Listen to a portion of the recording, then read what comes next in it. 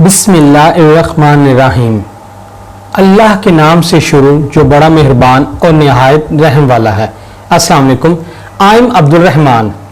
In this video, I am going to teach you 50 English sentences that you can use to express your anger। यानी ये 50 sentences आप तब use कर सकते हैं जब आप गुस्से में हों। चलिए बगैर किसी ताखीर के वीडियो का आगाज करते हैं। Let's start this interesting lesson. वो शदीद गुस्सा है। इस फिक्रे में हमारे पास एक वर्ड आ जाता है फ्यूरियस। फ्यूरियस का मायने है वेरी एंग्री, यानी शदीद गुस्सा, बहुत गुस्सा, बरहम। इस तरह अगर कोई शदीद गुस्सा हो तो इसका मतलब है कि वो फ्यूरियस है। वो शदीद गुस्सा है, ही इज फ्यूरियस। इस नाम से एक मूवी भी है फास्ट एंड फ्यूरियस, यानी तेज और गुस्सा, और एक गेम भी है। लिहाजा अगर कोई शदीद गुस्सा हो और आपने किसी को बताना हो कि वो गुस्से में है तो आप कहेंगे ही इज फ्यूरियस, वो शदीद गुस्सा है। आप ये भी कह सकते हैं ही इज फ्यूरियस। चलिए नेक्स्ट देखते हैं। अपने गुस्से पर काबू पाओ, मतलब अपने गुस्से को संभालो। हम इंग्लिश में कहेंगे स्कूल योर टेम्पर। यहां टेम्पर का मीन है मिजाज, यानी अपने मिजाज को संभालो, स्कूल योर टेम्पर। नेक्स्ट, आखिर इतना गुस्सा क्यों हैं आप? Why are you so angry? Why are you so angry? आप सो एंग्री की जगह एक वर्ड और भी यूज कर सकते हैं। वो वर्ड आपने अभी अभी सीखा है, वो वर्ड है फ्यूरियस। यानी आप कह सकते हैं वाई आर यू फ्यूरियस। ये एक अच्छा वर्ड है और एडवांस इंग्लिश में भी आता है। आप सो फ्यूरियस या वेरी फ्यूरियस यूज नहीं करेंगे, आप कहेंगे वाई आर यू फ्यूरियस, क्योंकि फ्यूरियस में वेरी ऐड होता है। चलिए नेक्स्ट देखते हैं। मैं गुस्से में होश खो देता हूं। I lose my mind in anger. I lose my mind in anger. बहुत हुआ, देखो अब मैं क्या करता हूं। अगर आपने ऐसी बात करनी है, यानी आप एक चीज बर्दाश्त कर रहे हैं और तंग आ चुके हैं, उकता चुके हैं, यू आर फेड अप, तब आप कह सकते हैं that does it. That does it मतलब अब हद हो गई है। ऐसी सिचुएशन में आपने ये सेंटेंस यूज करना है। ओके नेक्स्ट, दिमाग की दही ना करो। Don't mess with my mind. Don't mess with my mind. Mess का मतलब है झगड़ा, इसका मतलब यानी झगड़ा भी होता है, और मेस का मतलब खराब करना भी होता है। चलिए नेक्स्ट देखते हैं। आप मुझ पर क्यों भड़क रहे हैं? Why are you getting mad at me? यहां भड़कने की इंग्लिश है get mad at। मेरे पीछे पीछे रिपीट करते रहा करें, रिपीट आफ्टर मी, ताकि आपको ये फिक्रात जुबानी याद हो जाएं। चलिए नेक्स्ट देखते हैं। वो अपने स्टूडेंट्स के साथ शदीद गुस्सा था।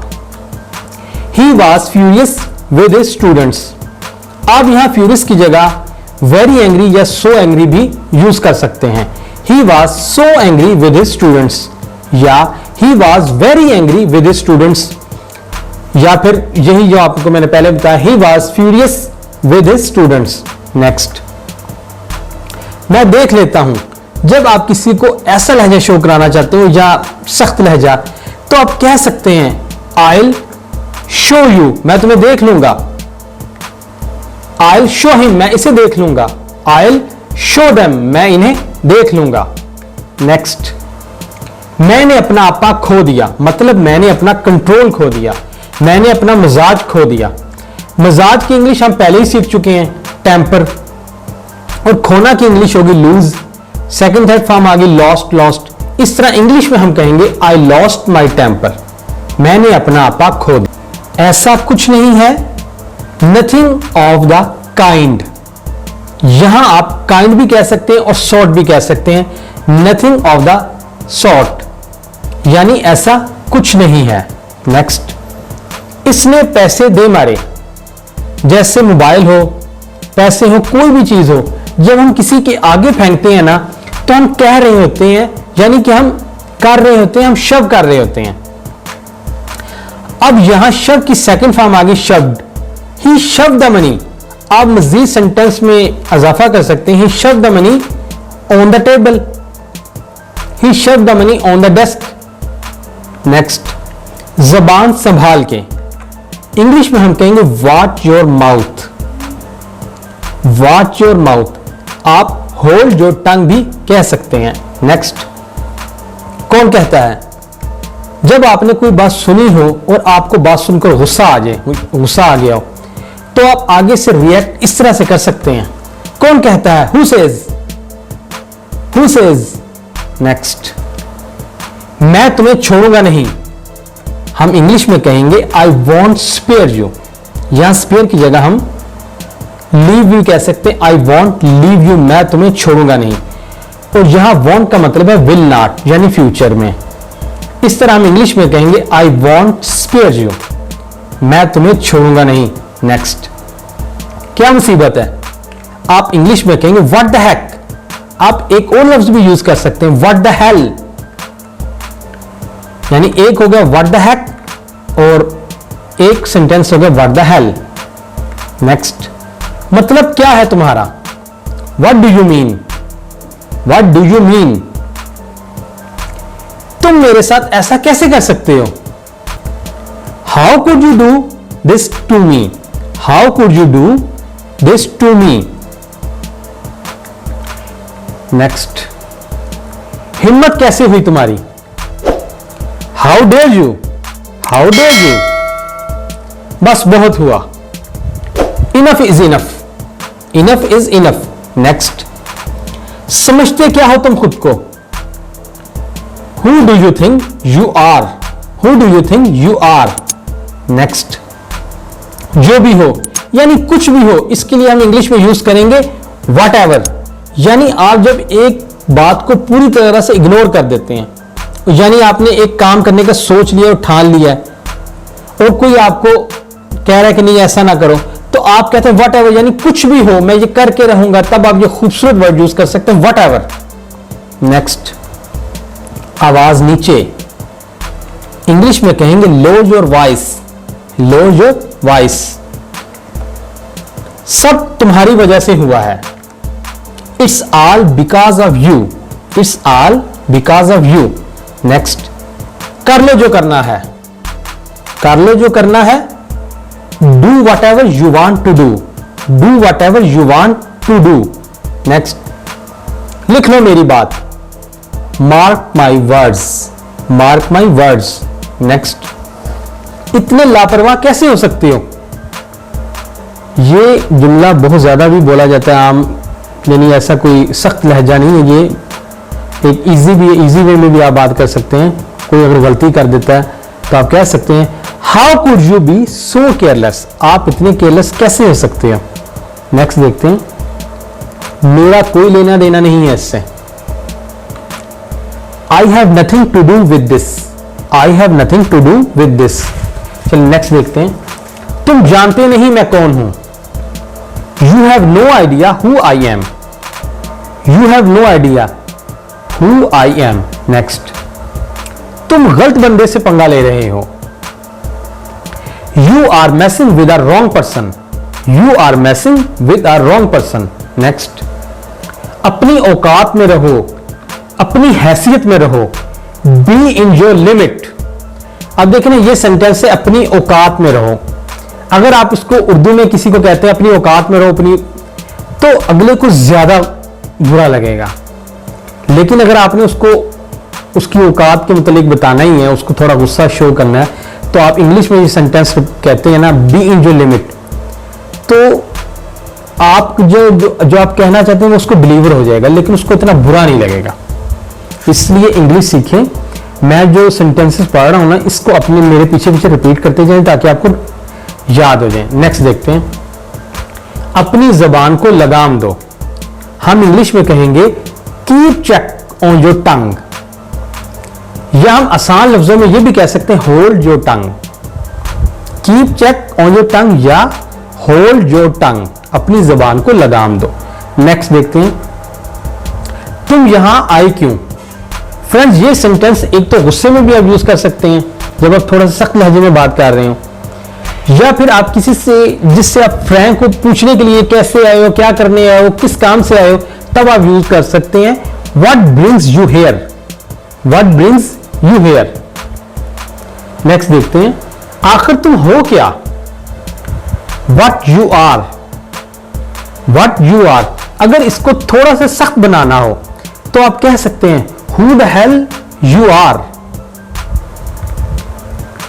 मेरे खानदान को बीच में मत लाओ, यानी मेरे खानदान को इन मामलात में इन्वॉल्व मत करो, ठीक है। तो इसे हम इंग्लिश में कहेंगे don't you dare involve my family, don't you dare involve my family. Next देखते हैं चाहे कुछ भी हो मैं तुम्हें पैसे नहीं दूंगा। Come what may I want give you money. यहां कम वट में का मायने है चाहे कुछ भी हो, I want give you money, मैं तुम्हें पैसे नहीं दूंगा, यानी I will not give you money. ठीक है, आपको समझ आ रही है ना। मेरे पीछे पीछे रिपीट करते रहें इन सेंटेंसेस को, बार बार सेंटेंसेस को आप रिपीट करें ताकि आपको ये फिक्रात जुबानी याद हो जाए। नेक्स्ट देखते हैं तुम्हें तो सबक सिखाऊंगा मैं, I will teach you a lesson, I will teach you a lesson, यानी I will teach you a lesson. Next उंगली मत दिखाओ, डोंट पॉइंट योर फिंगर। और इसके बाद अगर आपने कहना हो कि मुझे उंगली मत दिखाओ, ये आपने मेंशन करना हो कि मुझे उंगली मत दिखाओ, तो आप कहेंगे don't point your finger at me, यानी एट मी का आगे से आप इजाफा कर देंगे। नेक्स्ट देखते हैं मैं आपसे डरता नहीं हूं, I am not afraid of you, I am not afraid of you, मैं आपसे डरता नहीं हूं। अगर मेरी वीडियो आपको पसंद आ रही है, आप कुछ इसे लर्न कर रहे हैं, तो काइंडली इस वीडियो को ना लाइक जरूर कीजिए और अपने फ्रेंड्स के साथ आप शेयर करें। चलिए नेक्स्ट सेंटेंस देखते हैं आप तो मुझे छू तक नहीं सकते, you can't even touch me, you can't even touch me. Next देखते हैं थप्पड़ लगाऊंगा तुम्हें, I will slap you, I will slap you. Next हिम्मत है तो ऐसा करके दिखाओ, do it if you are bold enough, do it if you are bold enough. Next खामोशी से बैठो नहीं तो यहां से दफा हो जाओ, sit silent otherwise be off from here. अब यहां बी ऑफ का मतलब है निकल जाओ। अब ये आप सेंटेंस अगर उर्दू में किसी को कहते हैं गुस्सा जाहिर करने के लिए अपना, खामोशी से बैठो नहीं तो यहां से दफा हो जाओ, तो उसको सामने वाले को ये बहुत बुरा जुमला लगेगा आपका। लेकिन अगर आप इसको इंग्लिश में कहते हैं sit silent otherwise be off from here, तो उसको इतना फील नहीं होगा और आपका जो मफहूम है उस तक डिलीवर भी हो जाएगा। तो इसलिए इंग्लिश आप यूज करें, आपकी पर्सनैलिटी बहुत अच्छी हो जाएगी, डेवलप होगी आपकी पर्सनैलिटी और आपको बहुत अच्छा भी लगेगा और आप हैप्पी हैप्पी भी फील करेंगे। चलिए नेक्स्ट देखते हैं आपने मेरे भाई को गाली देने की हिम्मत कैसे की, how dare you abuse my brother, how dare you abuse my brother. दूर हो जाओ मेरी नजर से, get out of my sight, get out of my sight. Next तमीज से बात करो, टॉक विद मैनर्स। फिर जहां वही बात आ गई, अगर आप किसी को कहते हैं तमीज से बात करो उर्दू में, तो उसको ज्यादा बुरा फील होगा। इसके बरक्स अगर आप इंग्लिश में कहते हैं उसे टॉक विद मैनर्स, तो वो यही समझेगा ना कि मैनर्स की बात करें तो मैं मैनर्स के साथ बात करूं। तो इसलिए आप अगर इंग्लिश में अपना गुस्सा शो करते हैं तो अगले को इतना फील नहीं होगा और जो आपका मैसेज है वो भी डिलीवर हो जाएगा। चलिए नेक्स्ट देखते हैं सुधर जाओ, मेंड your self, mend your self. याद रखना मैं तुम्हें देख लूंगा, I will see you mind it. यहां माइंड इट का मतलब है याद रखना, जेहन में रखना। आप इसे शुरू में भी यूज कर सकते हैं, mind it, I will see you. इसके अलावा ये जो फिक्रा है ये आम हालात में भी कहा जा सकता है, आई विल सी यू, मैं तुम्हें फिर मिलता हूं। ठीक है, नेक्स्ट देखते हैं इन बातों से तुम्हारा कोई लेना देना नहीं है।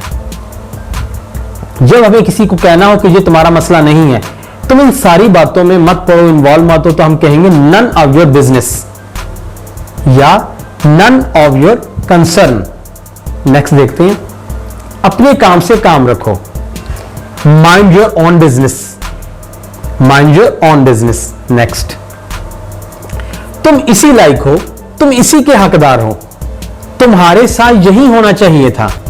जब किसी के साथ बुरा हुआ हो और जिसके साथ बुरा हुआ और आप उससे खफा हैं, तो अक्सर आप कहते हैं उसे छेड़ने के लिए, उसे मजीद चिढ़ाने के लिए कि तुम इसी लायक हो, तो आप उसे इंग्लिश में कहें यू डिजर्व इट, तो उसको इतना बुरा नहीं लगेगा और आपका मैसेज भी डिलीवर हो जाएगा। ठीक है, यू डिजर्व इट। नेक्स्ट देखते हैं, तुम पागल हो गए हो। जब हम किसी को कहें तुम पागल हो गए हो, तो हम इंग्लिश में कहेंगे you are out of my mind, you are out of my mind, मतलब तुम अपनी अकल से पैदल हो। हम ये भी कह सकते हैं have you lost your mind, have you lost your mind. हम ये भी कह सकते हैं हैव यू गॉन क्रेजी। ये कितना प्यारा सेंटेंस है, हैव यू गॉन क्रेजी, तुम पागल हो गए हो। नेक्स्ट देखते हैं, तुम पागल हो, यू आर इनसेन। आप ये भी कह सकते हैं यू आर फ्रीकी।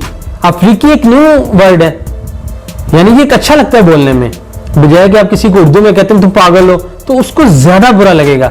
लेकिन अगर आप उसको इंग्लिश में अदा करेंगे ना जुमला यू आर फ्रीकी, तो अच्छा लगेगा और आपका मैसेज भी डिलीवर हो जाएगा, उसको गुस्सा भी नहीं आएगा, लेकिन आपका गुस्सा शो हो जाएगा। चलिए नेक्स्ट देखते हैं, तुम अपने होश में तो हो, are you in senses. Next देखते हैं, मैं तुम पर बहुत गुस्सा हूं, I am mad at you. Next देखते हैं, तुमने मुझसे झूठ बोला, you lied to me, you lied to me. तुम मुझे तंग मत करो, डोंट बॉदर मी, तुम मुझे तंग मत करो। नेक्स्ट देखते हैं, तुमने बताने की जहमत भी नहीं की, you didn't even bother to tell me, यानी कि तुमने मुझे बताने की जहमत भी नहीं की। अब इस सेंटेंस में वर्ड यूज हुआ बॉदर, इसके दो मतलब होते हैं। एक तो हो गया जो आपने पहले भी पढ़ा कि डोंट बॉदर मी, मुझे तंग मत करो, स्टॉप बॉदरिंग मी, मुझे तंग करना बंद करो। अब इसका दूसरा मतलब है जहमत। हम अक्सर बोलते हैं ना कि तुमने जो बताने की जहमत भी नहीं की, तुमने मेरी कॉल उठाने की जहमत भी नहीं की, हम उर्दू में कहते हैं ना, तो हम उसे इंग्लिश में इस तरह से कह सकते हैं you didn't even bother to call me, तुमने मुझे कॉल करने की जहमत भी नहीं की। You didn't even bother to tell me, तुमने मुझे बताने की जहमत भी नहीं की। चलिए नेक्स्ट देखते हैं, मुझे मजबूर मत करो, don't compel me, don't compel me.